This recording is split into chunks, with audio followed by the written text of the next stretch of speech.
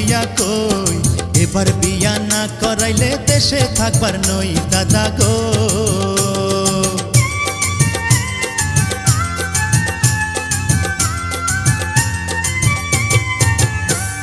যার লাগিয়া হইছস পাগল কিবা নামটি তার, কোন গ্রামে থাকে কন্যা কিবা নাম বাবার নাতিন রে।